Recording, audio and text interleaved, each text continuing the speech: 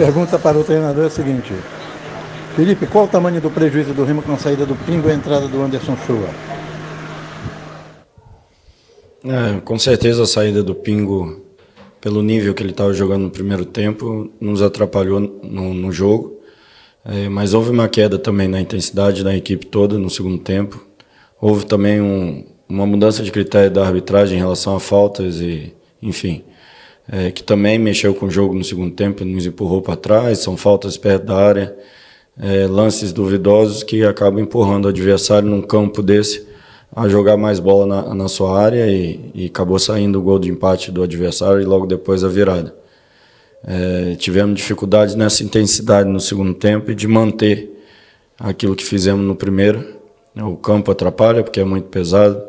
Também tivemos dificuldade na logística nesse jogo. Enfim, os atletas estão de parabéns porque lutaram até o final. Dentro de um tipo de campo como esse, se adaptaram, até fizemos um bom primeiro tempo. E dentro do que tinha para fazer no segundo tempo, de força e de disposição, buscamos até o final. Arriscamos mais do que o normal no final, pela situação do campo. Eu coloquei o Jansen na frente, acabamos tomando outro gol.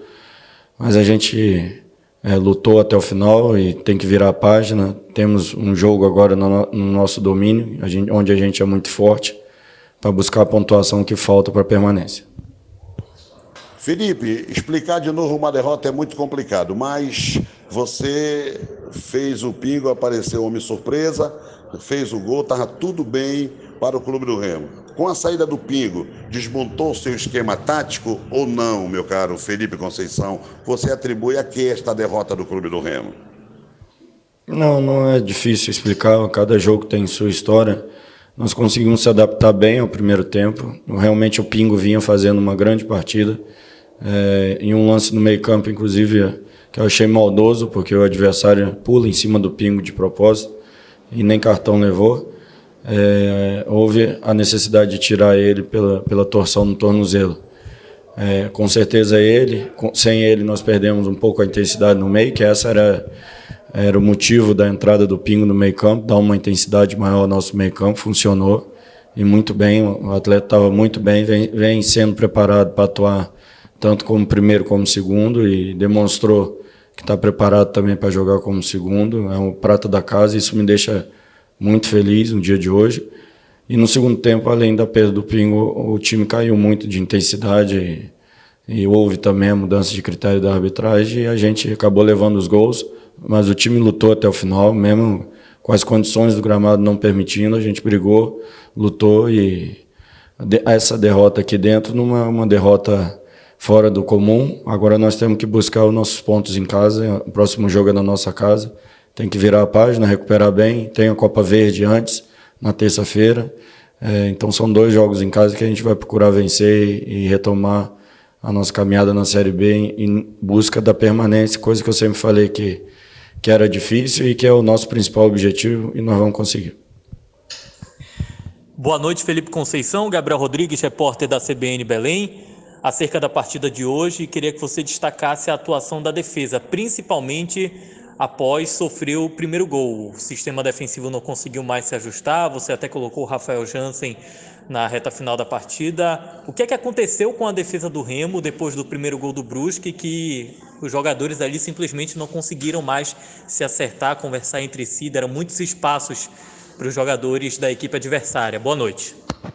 Boa noite, foi a intensidade. Nós caímos de intensidade no segundo tempo. Não custou manter o jogo num campo tão pesado, né, numa distância tão longa de viagem. E realmente nós sentimos no segundo tempo, e por isso que eu enalteço a luta dos atletas, porque lutaram no limite. Todos eles lutaram muito no jogo de hoje, fizeram o máximo.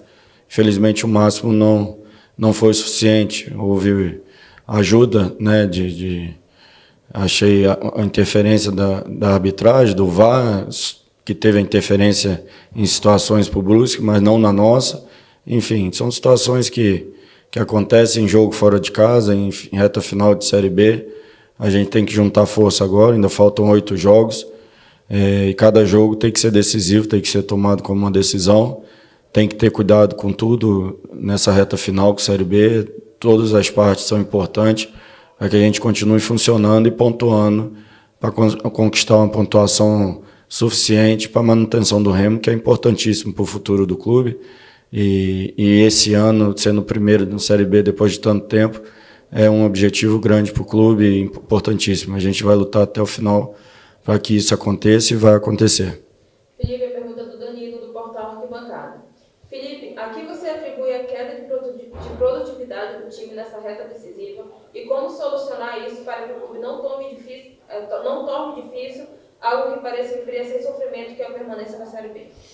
Eu sempre falei que a gente está lutando pela permanência e que a Série B não é fácil e que hoje o Remo é um time de Série B pela posição na tabela e pelo que demonstra dentro de campo. Nós fizemos 2 bons jogos fora de casa, hoje fizemos um bom primeiro tempo, não tivemos o frescor suficiente, né, a intensidade suficiente de manter pela logística, pela dificuldade do campo, pesado, enfim. Nós baixamos a intensidade e isso foi crucial no segundo tempo. E isso ocasionou essas 2 derrotas fora de casa, que é difícil, né?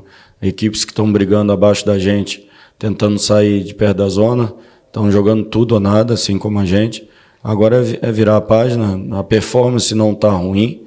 Quanto a gente teve perna no jogo de hoje, a gente foi bem, e no jogo contra o Vila, a bola não quis entrar. É ter cabeça no lugar, não errar nos detalhes de todo o processo, a gente precisa ter atenção, não relaxar em parte alguma do nosso processo diário, nem dos jogos, para que a gente consiga manter o desempenho e pontuar, porque a reta final de Série B é sempre muito difícil, tem interesse de tudo quanto é clube, ou para subir, ou para se manter, e a gente não pode relaxar um minuto. A gente ainda tem uma pontuação muito boa e vamos buscar nos próximos jogos aumentá-la.